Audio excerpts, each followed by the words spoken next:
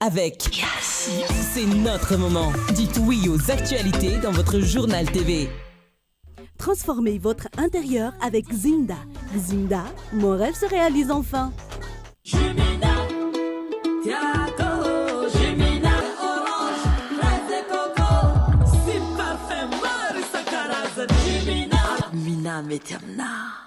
Manolotra ho anao ny vaovao.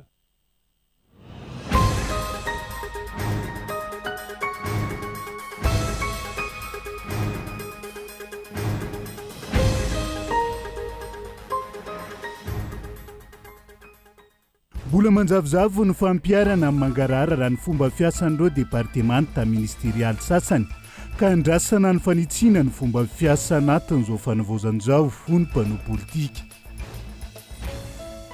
Ankalazaina manomboka androany ka hifarana ny valomena herinandro ny Eropa 2024. Andro nitetika asa no loha hevitra no safidian'izy ireo ho voizina mandridry izay. Ifampitadiavana eo amin'ny tsena iraisam-pirenena ny kakao malagasy ka tsy tokony isy fiantraikany lehibe ny fiovan'ny vidiny maneran-tany raha toka mafisina ny famokarana azy ho tsara kalitao ho ny teknisianina momba ny fambolena. Mijanona ho teoria ny ankamaroan'ireo lalàna misy eto amintsika amin'izao fotoana izao. Isan'izany ny lalàna mandrarany ankizy tsy ampy-taona handray sy hivarotra zava-mahadomelona sy mahamamo. Anovelany anampy ireo sambo anjato ny mitsiko amin'ny Detroit d'Ormuz ny tafika an-dranomasina Amerikanina manomboka androany faha-efatra ny volana May ho ny filoha Amerikanina. Manitsakitsaka ny fifanarahana fampitsanina ny ady izany hono jeneraly iranianina iray ka tifotra avy hatrany no iseho andro ny sisika andeha ao amin'ny Detroit d'Ormuz ny antsipriandreo.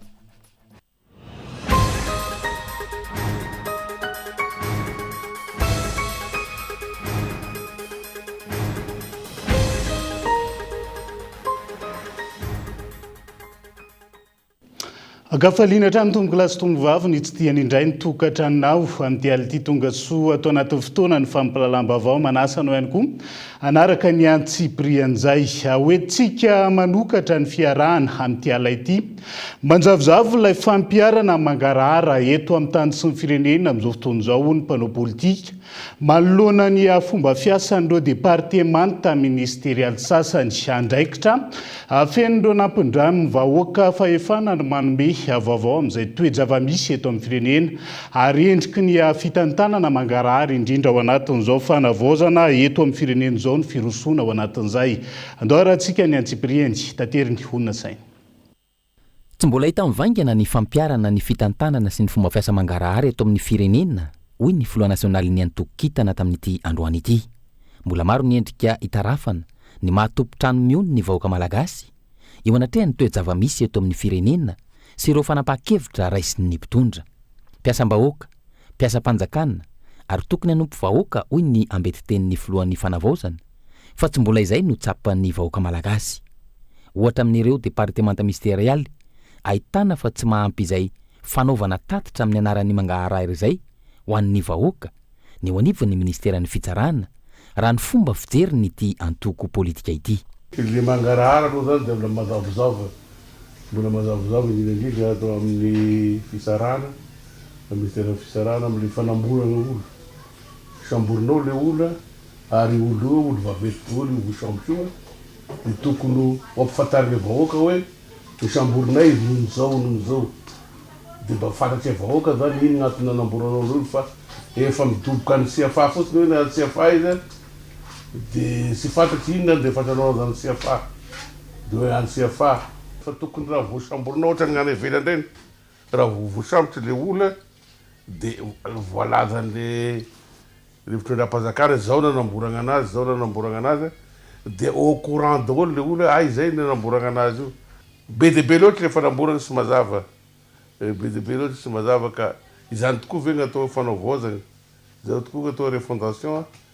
Manjaka ny onono sy ny tsao rehefa tsy avoaka ny vaovao marina ary tsy ara-potoana ny vaovao ofisialy avy amin'ireo manana na nampindraketina ny toe-draharaha izay. Andraikitry ny mpanao gazety ihany koa ankilany no mikaroka mitrandraka mandaly na ary mizara ny vaovao ara-potoana ho an'ny vahoaka malagasy araky ny niverimberina omaly nandritra ny fanamariana ny andro maneran-tany ho an'ny fahalalahany asa fanaovan-gazety. Nametraka izay zo ny mpanao gazety sy ny fahalalahanyizay ireo mpandahateny ny azo vaovao ara-potoana avy amin'ireo sampanara-panjakana sy androm-panjakana isan'ny tokony ahafahany vahoaka mahafantatra ny toe-java-misy eto amin'ny fireneny. Omaly zay fa ny androany milaza raha mahita mirehetra nanangom-baovao sy mila raharaha eny anivon'izy ireny. Ny fikatoana-baravarana sy ny tsy fanomezana vaovao ara-potoana avy amin'ireo departemanta ministerialy izay tsy izy rehetra aloha fa ny ankabeazany ny 200 mahery. Ny fanomezam-baovao fampahafantarana ny olona ny tena zava-misy marina izay tsy andraikitry ny olo-mpanjakana amin'ny mpanao gazety ihany fa amin'ny vahoaka malagasy mihitsy. Fa ny mpanao gazety aza mahatsapy izay maika fa ny olo-pirenena. Olo-pirenena izay tompo-trano miona aloha hatreto raha ny resaka raharaha mafana eto amin'ny taniny, eto amin'ny firenena, ary indraindray aza ny anampitan-dranomasina indray no ahafantarana fa nisy an'izao teto amin'ity Madagasikara ity, izao kay no niseho tamin'ny tsiraraha itsy. Tsy ny any amin'ny fahaiza-manao ny mpanao gazety eto no resaka fa ny fomba fiasa, ary tsy ny kolo TVFM irery ihany no mahatsapy izay fa ny hainy vaky jery rehetra izay nanontaniana. Raha izay tontolo ny fitsarana izay fanao indray tato ato ny manome horonan-tsara efa vita ka iny no aparitaka ao amin'ny mpanao gazety. Amin'izay fotoana tsy afaka manontany, tsy afaka manala ilay manitikitika azy ny mpanao gazety malagasy fa na izara na tsy izara. Ampinany ilay misy tsy ambaratelo ny famotorana ka miandry ary mety tsy ho vita ary tsy ho hita ny toyiny. Dia ny raharaha miseho efa ho herinandro maro fa miandry minisitra ho hita amina fotoana iray vao ho ararotina avokoa izay fanontaniana rehetra izao. Miandry ny mpanao gazety, miandry ihany koa ireo malagasy nampindramina fahefana. Aiza ho aiza ny toy ny ireny raharaha mafana samy hafa teto amintsika ireny, samy miandry fandarana manokana indray ve? Ohatra, ireo trangana kolikoly, fanodikodinana volam-panjakana sy ny fananam-pirenena, ny resaka audit isaky ny departemanta ministerialy, ilay raharaha kolikoly tamin'ny fifaninanana ENMG, ilay resaka Boeing 777, ilay resaka fivarotana volamena 770 kilao, na ilay volamena nivadika Bolongamby, ilay fanadiadiana parlementaire, ny fifofona ny ainy filoha, ny rajoelina sy ny firongony, ny antony lisamborana sy ny tananamponja ny rakoto na rabe sy ny sisa. Tsy ny eo amin'ny ministeran'ny fitarana ihany no ahitan'izay olan'izay, fa amina ministera maro ihany koa, fa ho lava ny lisitra raha ho tanysaina eto. Eo anatrehan'izany, mandeha hatrany ny fanentanana fa ilaina ny fitoniana fa fantatry ny rehetra ihany koa nefa fa misy ny mahazo tombotsoa amin'ny korotana eto amin'ny tany sy ny firenena ity, ka zara aza misy anakorontanana ilay saim-bahoaka, zara aza mitavozavoza ny serasera eny anivony ireny ministera sy ny sampandraraha samy hafa ireny, ka ny tsao ny onoono ary indraindray aza ny vaovao diso no miparitaka sy mahazo laka. Ny irairaina ho fanavaozana eo amin'ny tontolon'ny serasera kapobeny eto amin'ity firenena ity, ny andro ny omaly 3 Mai, fa tsy sanatria fanamariana fanamariana fotsiny ihany, na fankalazana sy fety fotsiny ihany. Ady efa nataon'ny malagasy ty tanindrazan'ady zay, nataon'ny mpanao gazety ihany koa ny fangatahana ny fisokafan'ireo androm-panjakana sy ny ministera samy hafa amin'ny fanomezana vaovao feno sy ara-potoana ho antoky ny mangarahara. Na iza ny tondra firenena teto samy nilaza fa misokatra varavarana ho an'izay rehetra mila fanazavana na mila fifampiresahana sy ny sisa, fa kobaka mbava sy kabary ambolona tabatra trany, vola kakafotra ka omaly tsy miova. Trany dia efa niainan'ny mpanao gazety rehetra tamin'ireo mpitondra ny fandimby zany, ka tokony hialana satria ilay ankehitriny no fitondrana fanavaozana. Ireny zany no ahitana taratra fa anjara andraikitry ny rehetra ny atongavana amin'ny fanavaozana eto amin'ny firenena. Ny departemanta ministerialy isantsokajiny aloha no voaresaka tao anatin'izay amin'ny fanomezana loharanom-baovao maro-pototra sy ara-potoana ho an'ny mpanao gazety ahafahana mitondra n'izay vaovao maro-pototra sy ara-potoana izay, isiny ny fitoniana marina sy ny fanazavana ny sainy maro ao anatin'ireny raharaha samy hafa ireny. Fatakina amin'ny anteny mera-pirenena ny jery manoka andreo marary ny vahoaka malagasy amin'ny lafiny ara-tsosialy sy ara-toe-karena mandritra ny fanitsiana ny teti-bola-panjakana ho an'ny taona 2024 tokony aneo ohatra amin'ny fitsitsiana ny vola-panjakana ireo solombavam-bahoaka sy tompona ndraikitra ambony ka manokafana an'izay ampianana ireo tombotsoa miopapana sitrahany raha ny fanoekevitra nentina mpampianatra mpikarokiray tamin'ity andro an'ity andao rahantsika ny Antsipriana. Rapitso talata 10 Mey no iakadapa iakatra ny fivoriana ara-potoana voalohany amin'ity taona ity ireo solombavambaoaka araka ny daty voatondro. Ankoatra ny fandaniana ny fanitsina ny teti-bolona ampanjakana 420 andrasana amin'izy ireo ihany koa ny fijerena manokana ny famahana ny olana ara-tsosialy sy ny ara-toekarena eto amin'ny firenena toy ny olana famatsiana solika sy ny mety ho fiantraikaka ny vokatry ny ady any Moyen-Orient. Eo ihany koa ny fametrahana vahaolana maika sy mamaly ny filanimponina iny fotony. Ho an'ny mpampianatra mpikaroka ao anatin'ny fanavaozana isika izao ka tokony aneho ohatra sy modely amin'ny fitsitsina ny vola ampanjakana ireo solombavambaoaka sy ny tompony andraiky mpanjakana ambony ho hitan'ny vahoaka. Nambarany fa tokony ampiaina ny tombontsoa mioampampana izay sitrahany avokoa izy ireo ka hanitsy ny teti-bolona ampanjakana 420 ho amin'ny fitsinjovana ny tombontsoa ny vahoaka manoloana ny fahasairanana mianjady isan'ny tokantrano. Raha izany solombavambaoaka zany tokony atsapa izay tena maharary ny vahoaka dia tena tsy azo hoena ve io droit hoe essence 20 millions ariary io. Ka raha misy le fantsinan'le vola le LFR iresaka an'izany ve ary rahina fa ohatrany hoe misy firaisan-kina zany amin'le député tombontsoa iombonany ty andao tsika tsy iresaka an'ity na tombontsoa antsika ty tsy ny député ihany nytenenako an'izany fa reo tale reo tompona andraikitra ambony rehetra manana tombontsoa miopapan'ireo tsy hoe tsy mihena lisy fa mba hena lisy satria milaza vasahirana fa tsy mahita an'izany ianao nefa tsika ao anatin'ny fanavaozana tsika milaza vasahirana zany nefa mbola zava-misy eto amin'ny firenena ka normal le olona raha mitahaka ny zavatra maro satria hita ny zavatra zany zavatra zany dia hoe ahoana ny sasany mandray be sasany miofakondro vava tsy mety zany. Sakana tsy ahafahana mampandroso ny firenena ny fitadiavana tombontsoa manokana ka takena ny ampitombona ny teti-bola amin'ny fanohanana ny tetikasa ampanjakana miompana amin'ny fanatsarana ny fiainam-bahoaka.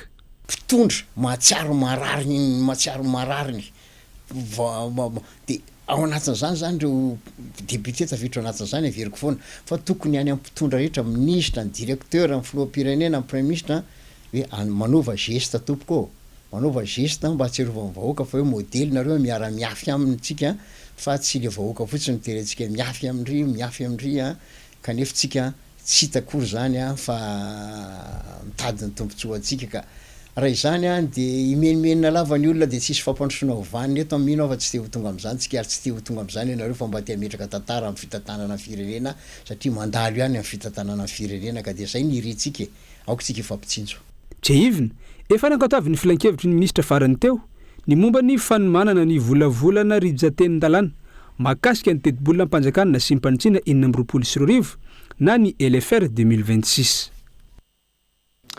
Ankalazaina manomboka androany ka hifarana ny 8 Mey ho avy zao ny herinandron'ny Eropa ho an'ny taona 2022 andro ny tetikasa no isan'ny lohahevitra ny safidian'izy ireo ho voizina mandridry izay isany ho asongadina manokana ihany koa ny fandraisany anjaran'ny tanora amin'ny lafin'ny demokrasia sy ny toe-karena eto Madagasikara raha ny faneho-kevitra netiny hamasofoan'ny vondrona Eropeana nandritra ny fanokafan'izay andao rahantsika ny Antsipriana. Nanomboka androany fa efatra ny volana Mey ka hatramin'ny fahavalo ny volana Mey ny fankalazana ny herinandro ny Eropa 2022. Ny hetsika lehibe indrindra izay nampitondraina ny lohahevitra hoe ny andro ny tetikasa izay mikendry ny ampisehoana ny fomba anampin'ny ekipa Eropa eo amin'ny fanamafisana ny fandraisana anjara ny tanora amin'ny lafiny demokratika ary ara-toe-karena eto Madagasikara. Manokatra dingana vaovao izay manome vahana ny fanamafisana ny anjara asan'ny tanora amin'ny mahampandray anjara mavetrika azy eo amin'ny fiainana demokratika sy ny fampandrosoana ara-toe-karena sy ara-tsosialy ny firenena izany ny toetra ara-politika eto Madagasikara raha ny fanazavana. Parce qu'on croit que la jeunesse, d'abord ça représente quantitativement la grande majorité de la population, donc c'est quand même pas quelque chose à négliger. Satria mino izay fa ny tanora no mandrafitra ny ankamaroan'ny mponina dia tsy azo tsy hita izany. Faharoa manarak'izay ny tanora ihany koa no ankehitriny sy ho avy n'ity firenena ity noho izany omena lanja lehibe ireo ezaka ireo amin'ny alalan'ireo hetsika fandraisana andraikitra izay efa nataonay. Ireo hetsika ireo dia tafiditra ao anatin'ny laharam-pahamiana amin'ny fampandrosoana ny firenena amin'ny alalan'ny asa iombonana mirindra sy mifameno izay afaka mitondra fiovana lalina sy manandanja eo amin'ny rafitra sy ny fiovoarany firenena. Je sens personnellement une volonté de la jeunesse de contribuer au progrès de Madagascar, de contribuer à sa refondation, à son renouveau. Tsapa mazava ny fahavononan'ny tanora handray anjara amin'ny fandrosoan'ny Madagasikara amin'ny fanarenana sy fanavaozana azy ary amin'ny fanovana fomba fijery sy paradigma. Nanambara mazava izany rehetra izany. Noho izany, tiako amaranana an'ity fehezan'ny teny tiako ampiasaina ity, ny tanoran'ny Madagasikara dia tokony ho enona tsara ary raisina antanana amin'ny fanapahan-kevitra. La jeunesse de Madagascar doit être écoutée, entendue et prise en compte. Amin'izao fotoana izao, tanora folo avy amin'ny fikambanana mpianatra avy amina université sy ny plateforme jeune engagé any vondrona européenne no iona amin'ireo mpitantana tetika asa inona toana ny ekipa Europe. Ifampizara sy ifanakalo-hevitra izy ireo momba ny fomba anampiana ireo tetika asa ireo amin'ny fanamafisana ny fahafahan'ny tanora mahita asa raha ny fanamafisana hatrany. Izay zany ny antso ny masovoany avondrina Europeanina eto Madagasikara nandritra ny fanokafana an'izay herinandro ho an'ny Europa izay.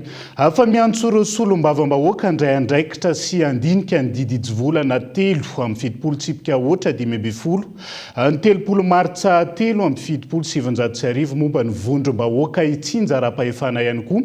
Amin'ny filohan'ny fanavaozana ny Repoblika Madagasikara Ranamaly ny adihevitra momba ny fitakiana fizaka tena isa-paritra ny herinandro lasa teo. Isan'ny miandrandrany ho ao anaty lalam-panorenana andrafitra ny Repoblika fahadimy ihany koa ireo limpanovana ho amin'ny fampandroana ao amin'ny faritra Mbatsoa sy Analanjorofo. Gabin Eloi no mitaritra ny Antsipriana zay. Mitaky ny fanovana ny lalam-panorenana ka ametrahana ny faritra Mizakatena ho ara-dalàna amin'ny Repoblika fahadimy izay atsangana tsy ho elio ny vahoaka ny manaravaratra limmpanovana ho amin'ny fampandrosoana. Sarisary na fitsinjaram-pahefana no nisy teto amintsika hatrizay ka nampitarazoka ny fampandrosoana ny isam-paritra raha ny fanambarana. Tsara ny fizakantena isam-paritra fa mbola maro ihany koa ireo adihevitra sy zava-dehibe tokony edina toy ny fametrahana ny fanjakana tsara tantana, ny mangarahara ary ny fanafonana ny kolikoly. Hoy kosa ny mpanao politika naneho ny heviny. Ity faran'izay tsy manohitra ny fitakiana ny fizakantena fa miantso ny malagasy rehetra hiady aloha ireo lesoka voalaza ireo ary ihany koa anamafy ny orona ny firaisan-kina. Raha ny nambaran'ireo vahoaka ao amin'ny faritra Ambatosoa, ny fitakiana ny fizakantena dia tsy midika ho fivoizana ny fisaraham-bazana velively na fanavahana ara-poko.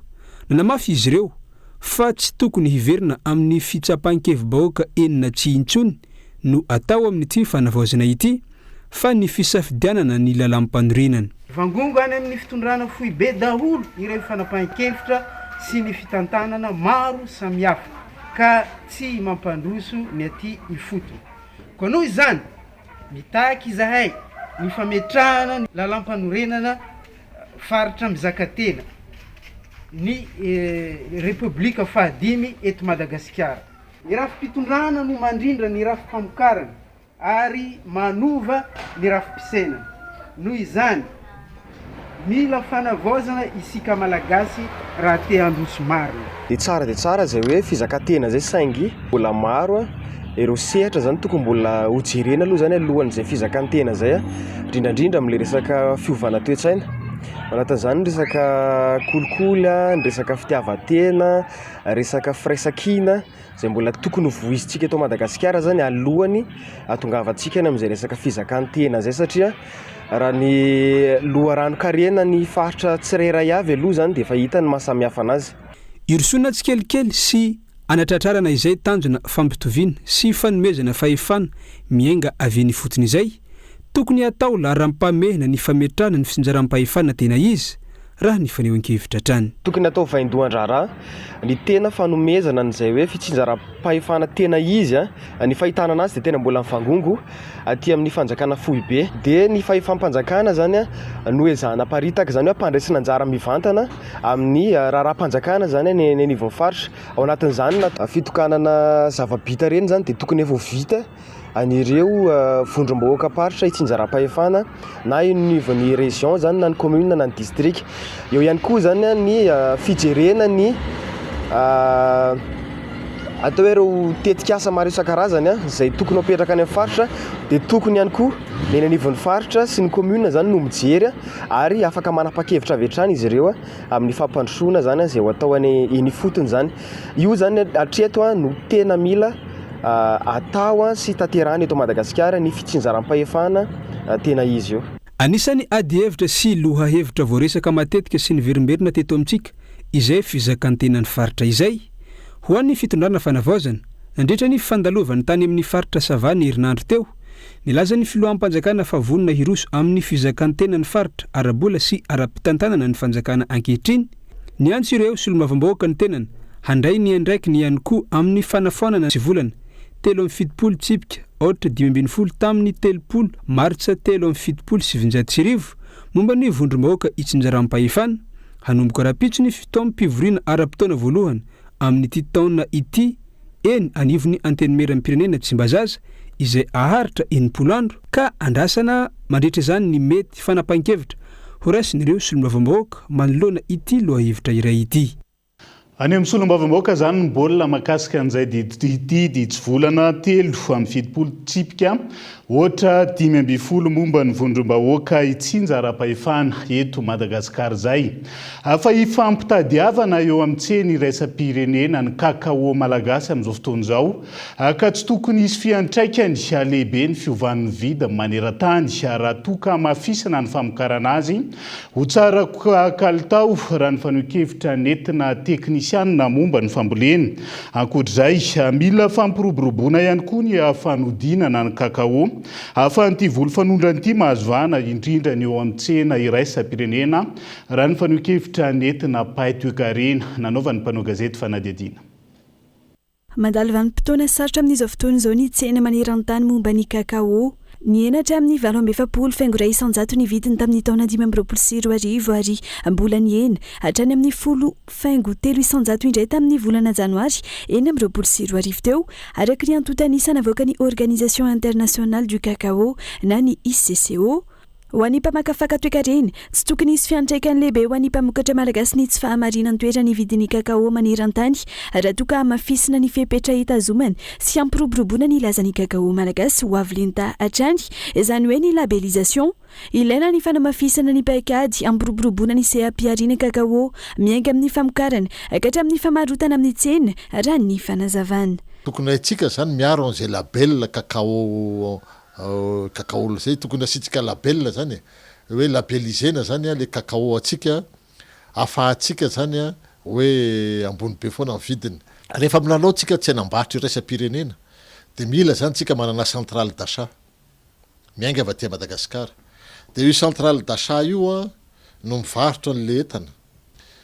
Zay rehetrarehetra zay misy démarche de misy koa zany rigueur aty manomboka aty amin'ny famokarana. Aty amin'ny famokarana le izy de efa misy traçabilité de manaraka rehefa aveo ary amin'ny collecte de manaraka rehefa aveo ary amin'ny distribution commerciale.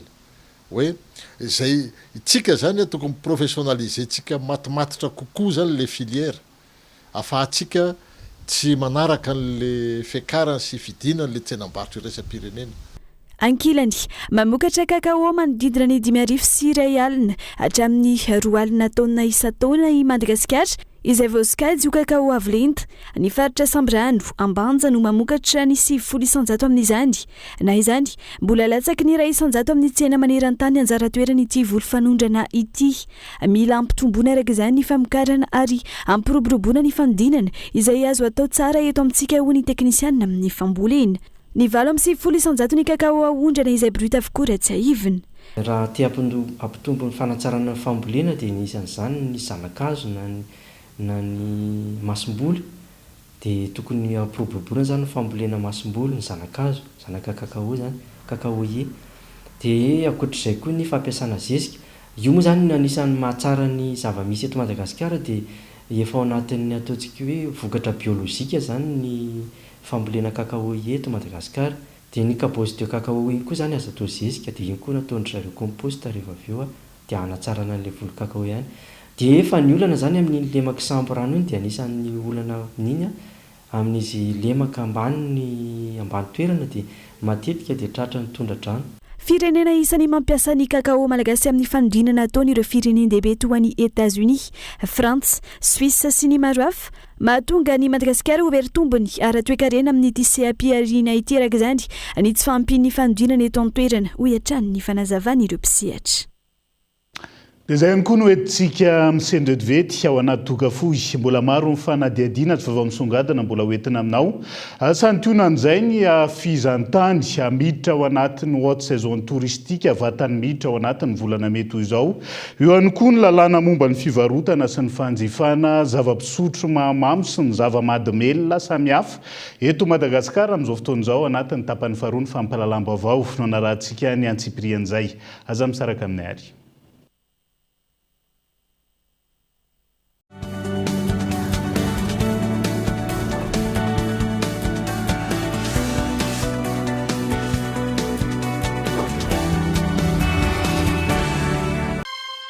Face à la crise mondiale de l'énergie, choisissez le kit anti-délestage ou l'autonomie totale. Grâce à des panneaux solaires haute performance, bénéficiez d'une production optimale. Avec ZK-Digimax, découvrez une technologie nouvelle génération, modulaire, simple et surtout sans câblage encombrant. Une énergie fiable et entièrement contrôlée. De 5 à 125 kVA, en monophasé ou triphasé, pour tous. ZK-Digimax, distribué exclusivement par TED. Une multitude de solutions. L'une d'entre elles est faite pour vous.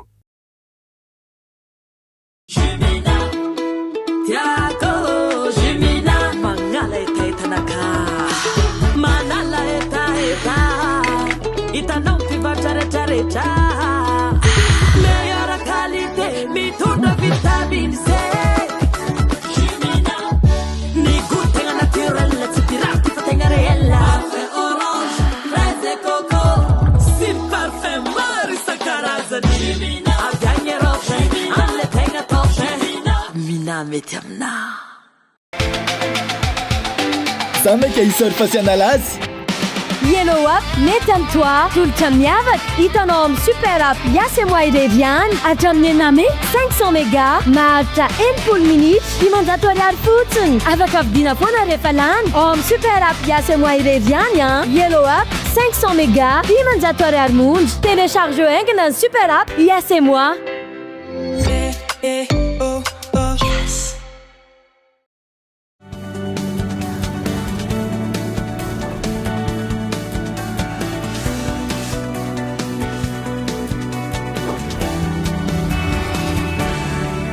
Anoizatsika ny tapany faharoa amin'ny fampahalalam-baovao amin'ity ala ity. Tsy tokony atao sehatra fanampy ny fandraikina ny fampihodinana ny toe-karem-pirenena ny fizahantany. Raha ny fanohikevitra nentin'ny lobisehatra miditra ao anatin'ny vanim-potoana mahabe abizahantany sika izao ka aiza ho aiza ny paikady sy lamina voarindra avy amin'ny fanjakana hazona tombony amin'izany raha ny fanohikevitra. Tsy mbola hita taratra izany any amin'ireo faritra stratejika manitona mpizahantany ahoany mpitardia izay misehatra manodidina ny lalam-pirenena fa fito tamin'ity andro anty tsy arasoarivelo. Miditra amin'ny haute saison touristique na ny vanim-potoana mahabetsaka mpizahantany isika amin'izao fotoana izao. Vanim-potoana izay tokony ho fanararoatra lehibe ampiakarana ny toe-karen'ny firenena. Saingy mbola manginatra eto ny tompona ndraiky mpanjakana amin'ny fametrahana ny paikady fandrindrana izany izay tokony ho lahara-pahamehana. Raha ny fanazavan'ireo mpiantsehatra eny fotony, tsy mbola hita taratra eny amin'ireo faritra stratejika manintona mpizahantany izany hatreto. Mbola sarotra araka izany ny ahazoana tombony noho ny sakana samihafa raha tsy laza fa tsy ny faharefon'ny lafin'ny fandriampahalemana sy ny faharatsy ny fotodrafitrasa ara-mpizahantany raha ny fanazavana. Tadidio fa ny touriste anankiray dia mety mandany vola entre 1000 à 2000 euros na dollar par personne isaky ny tonga eto. Dia alaivo sara hitsaina zany ny vola hoentin'ireo touriste ireo eto Madagasikara. Saingy mampalahelo dia izao hoe faniriana daholo fotsiny sy mialatsiny fa lasako vavany amin'ny ankapobeny ilay zavatra resana satria misy fepetra be dehibe zay mbola tsy tanteraka ary mialatsiny amin'ilay fomba fiteny raha tonga dia itsika loha hoe tsy ananantsika finiavana nanatanteraka an'ilay izy raha tsy resaka fa tsy sécurité ny resaka développement tamin'ny resaka infrastructure ny fampandrosoana ny famporosiana ny olona ampiasa vola isehatra ao amin'le sehatra ny indesty fampiasana ny fitehirizana ny vola vahiny sy ny famerenana ny vola vahiny ho araka ny tokony izy zany hoe rapatriement de devise teto Madagasikara araka ny tokony izy. Mbola lavitra araka izany ny anatratrarana ny vina napetraky ny fitondrana izay azo mahery ny iray tapitrisa mpizahan-tany amin'ny taona 2024 roa taona sisa no ananana anatratrarana izany raha io vina napetraka io mila faingalina araka izany famahana ireo olana mampitsoka ity sehatra ity isan'izany tsy tokony anaovana azy ho sehatra fanampiny fa isany fototry ny fampiodinana ny toe-karen'ny firenena hoy avy eo anivy ny syndicat des guides de Madagascar. Zay zany fangatana ataovy lara-pahamiaina aloha le fizahan-tany hatramin'ny mampanjono ny rehetrarehetra dia mivelona amin'io daholo raha misy touriste anankiroa tonga eto olona manjato no sitraka ny vola avy any aminy lafo loatra ilay tsara n'ilay billet makaty à Madagasikara akoatr'izay ny lalana koa ratsy dia ratsy misy ny hôtely eto azo lazaina hoe 3, 4, 5 étoiles fa mbola vitsy kely reny raha iresaka indray tsika mikasika ny hoe alefany amina chambre d'hôte be raha betsaka ihany koa nefa mbola tsy manaraka an'le fiainatra ahafahana tena hoe mandray an'le mpizahatany zany rehetrarehetra zany sakana daholo za tsy resaka momba ny hoe tsy fandriam-pahalemana mbola resaka hafa indray koa zay. Raha tsy ahivina ny taona 2024 no nahazo mpizahan-tany maro i Madagasikara izay nahatratra manodidina ny 7 alina sy 3 hetsy mpizahan-tany tsy tafaverina intsony zany isa farany ambony zany hatramin'ny androany mila jereny tompona ndraiky mpanjakana akaiky ny sakana azona manarina sy mitondra vahaolana maheky amin'ny ity sehatra ity tsy ny politika irery no mila hifantohana amin'ny fanarenana ny firenena fa mila atao vaindondra raha ireo sehatra mampiodina ny toe-karen'ny firenena ka isan'izany ny sehatry ny fizahantany hoy ireo mpisehatra. Iroso amin'ny andiany 12 amin'ny ITM sy ny andiany 7 amin'ny IHM isika zao ka antenaina fa hitondra ny anjara biriky lehibe amin'ny fampiroboroboana ny fizahantany eto amintsika izany. Mijanona ho teoriany ankamaroan'ireo lalàna eto amintsika amin'izao fotoana izao tsy ampy ny fanaraha-maso sy ny fampiarana isan'izany ny lalàna mandrarany ankizy tsy ampy taona handraina hivarotra zava-mahadomelona sy mahamamo amin'ny fandrafetana lalàna miainga amin'ny feon'ny fiarahamonina no isany vahaolana amin'izay raha ny fanohi-kevitra samihafa andao arahantsika ny antsepriany tanterany Gabailo.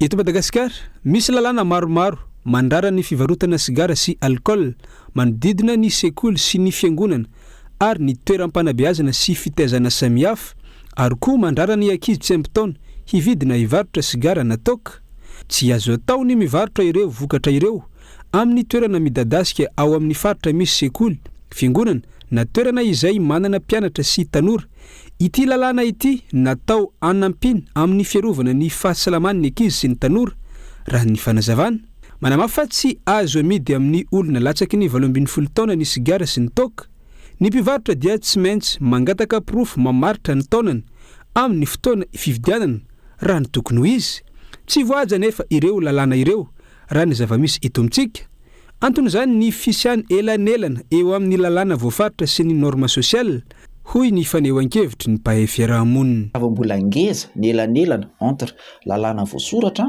sy ny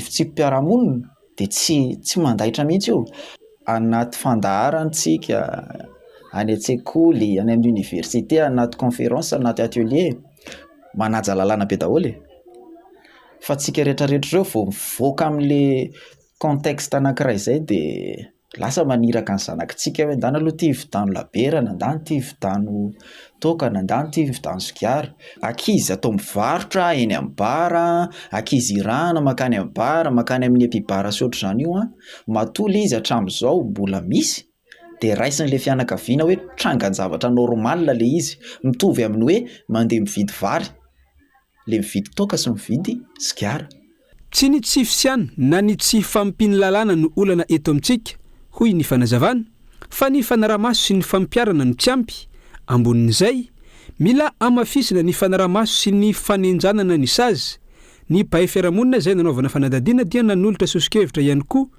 amin'ny famerenana indray ny fanabeazana ny olom-pirenena vanona eny anivon'ny fiarahamonina fa tsy voatery hiandry eny an-tsekoly raha ny fanazavana izany fanabeazana izany dia atao ho an'olon-dehibe sy ny ankizy tsy mandeha ny fiarahamonina anankiray raha tsy misy ny mpanara-maso zay aloha voalohany indrindra. Le capacité d'encadrement ataony au niveau fanjakana, za koa raha miteny hoe fanjakana tsy tonga de au niveau ministère, fa misy ny any amin'ny commune, misy ny au niveau fokontany. Ahoana ny sanction zany na sazy raha hoan'ny ray aman-dreny mandefa an'le zanany maniraka, na hoan'le mpivarotra manaiky an'le ankizy miditra ao, na hoan'izay tompona andraikitra rehetra, hoan'le olona ao anaty ao amin'le toeram-pivarotana ka mahita an'le ankizy nefa manaiky ny idirany. Solution faharoa koa de tokony amafisina be ny resaka éducation citoyenne au niveau fokontany. Ankoatr'izay, ao anaty fotoana fanavaozana izao, isan'ny teboka tokony hiaingana amin'ny fanovana ny lalàna sy ny fitsipika eto amintsika ihany koa ny fakan-kevitra eny fotony. Ohatra iray fotsiny ity fivarotana sy fividianana zava-mahadomelina sy mahamamo ity, fa maro ihany koa ny lalàna tsy miatra noho izy tsy mifanaraka amin'ny zava-misy eny anivon'ny fiarahamonina. Vahaolana amin'izao firosoana amin'ny fikonan-doham-pirenena izao hoy ny fanazavana, ny fianoana ny vahoaka eny fotony sy ny fiarahamonina handroso ny sosikevitra hamolavolana ny sata na ny lalàna vaovao ampiarina eto amin'ny firenena. Voakasika zany avokoa ny fanaovana ny volavolan-dalàna sy ny tolo-dalàna raha ny fanamarihana hatrany. Amin'izay fotoana, mafantatra ny tokony atao sy ny tsy ny olom-pirenena tsirairay avy. Miresaka an'izay fanabeazana olom-pirenena izay sika ankoatra ny tsy fahafahana miditra an-tsekoly. Asaka ndray tsy hahafahana misitraka ireo tolotra arakasa ihany koa ny tsy fananana kopy na aterana. Horesahana ato anatiny kopinao mom'izay amin'ity an'io ity zanam-bahasa zanam-pandarana ity izay anjara biriky eto ny Kolo TV FM amin'ny fanabeazana olom-pirenena. Dahoary. Kopinao.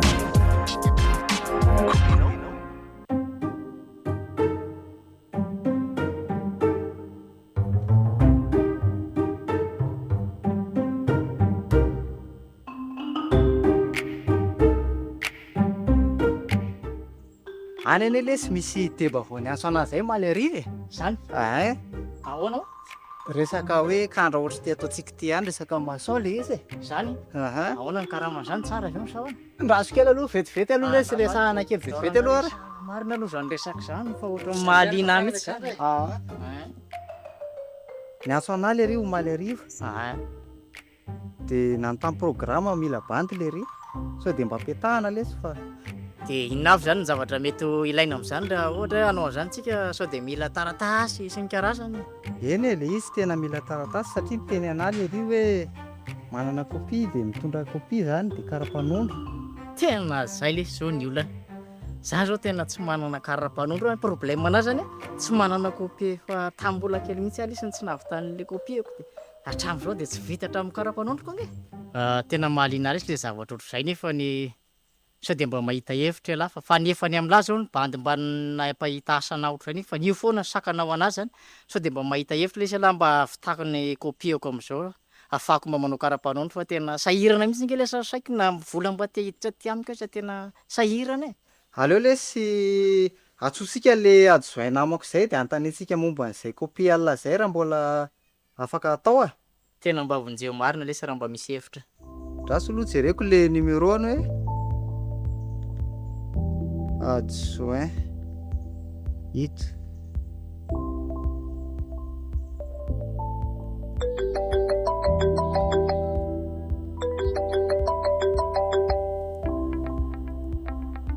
Allô? Allô? Izy io?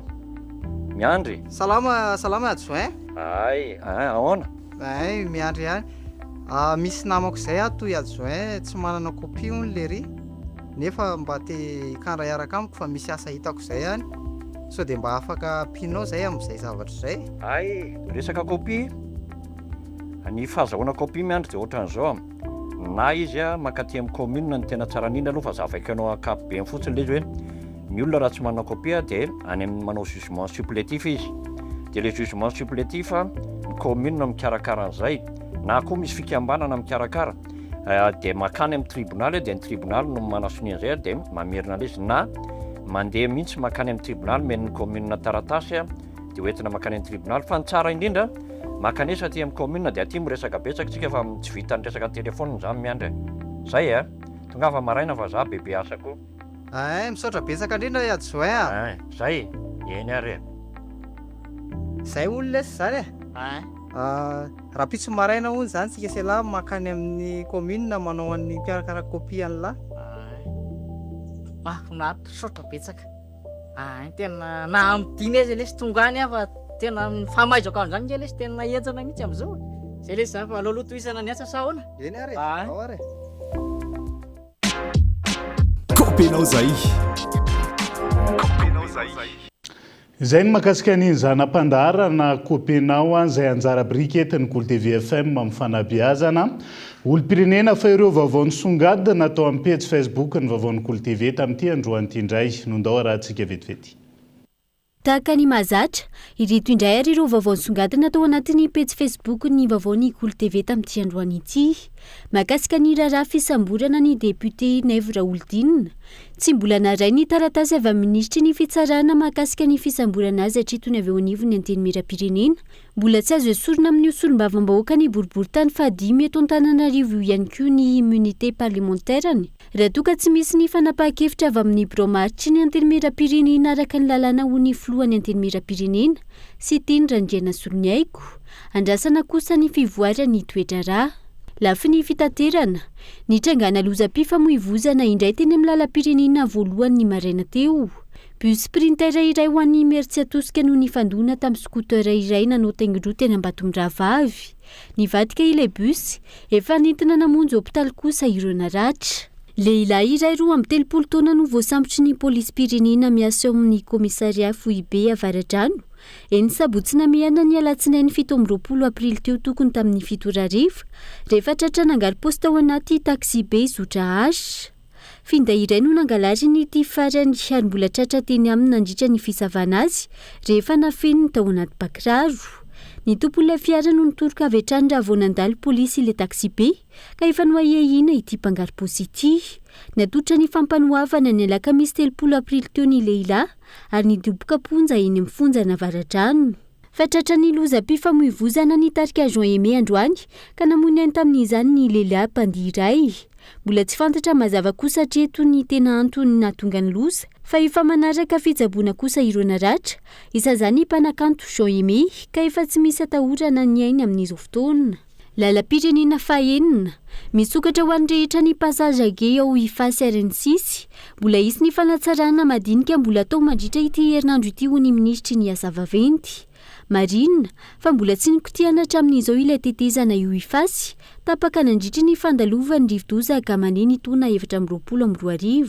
Nampafantatry Josephin Andriatafika ilay teratany malagasy voafito ben'ny tanàna lefitra ao Choisy-le-Roi ao Frantsa fa efa mandeha amin'izao fotoana ny antso mahakasika ny fanamboarana sekoly ambaratonga voalohany eto Madagasikara izay iarahany miasa amin'ny Fondation Acta for Kids ao Frantsa. Efa misy ny roa andefasana ny antota taratasy rehetra ho an'izay liana amin'ity tetika asa ity ka ny 30 Jona ho avy izao no faran'ny fandraisana ny antota taratasy. Fifaninanana ho mpianatra zandary. Natomboka androany alatsinaina ny sivana rehetra amin'ny fifaninanana idirana ho mpianatra zandary andiany fahavalopolo. Dingana voalohany tamin'izany ny fijerena ny halavana izay mirefy iray faingo 15 metatra ho an'ny vehivavy ary iray faingo 12 metatra ho an'ny lehilahy. Teo ihany koa ny fizahampahasalamana sy ny toe-batana.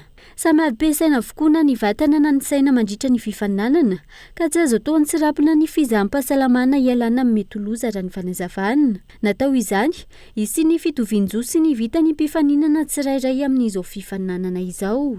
Tontolon'ny fanatanjahantena.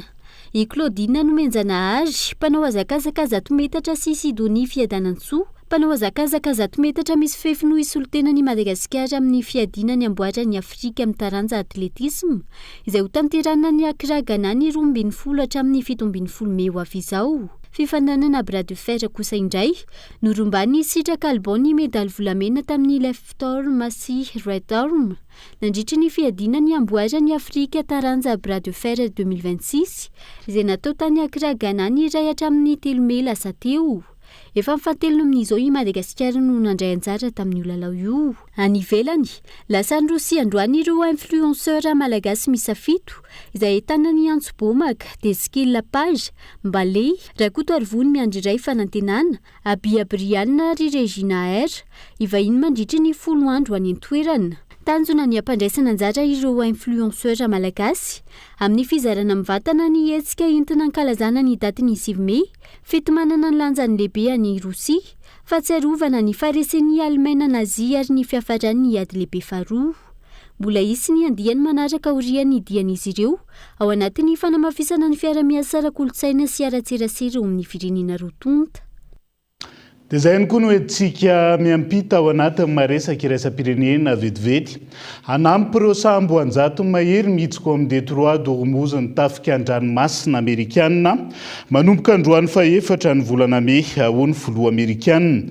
Sambo anjato sy tatsambo anarivo no nihitsika ao amin'ny faritra misy ny Detroit d'Ormuz tato anatiny roa volana mahery no niady ao amin'ny Moyen-Orient. Tranga izay voalaza ho manitsakitsaka ny fifanarahana fampitsaharana ny ady any na hono generaly iranian'ny ray ka tifitra sy fanafihana avy hatrany no iseho raha misisika andeo amin'ny Detroit d'Ormuz ny tafika an-dranomasina Amerikanina mandridray. Dia izay ihany koa no entsika manakatona ny fiarahana amin'ny tiality naiza misy anao ankasitrahany ianao nanaraka ny fampalalam-baovao hatramin'ny farany. Mandrapitafa ao amin'ny rapitsondray ary veloma topoka.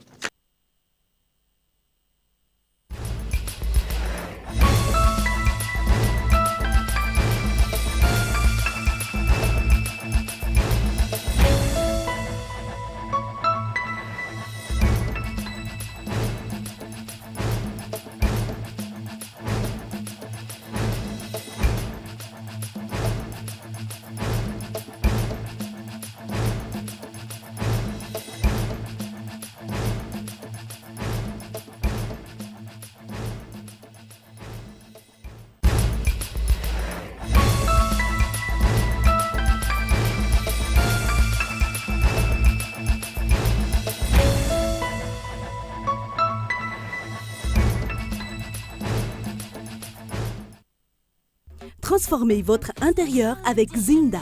Zinda, mon rêve se réalise enfin.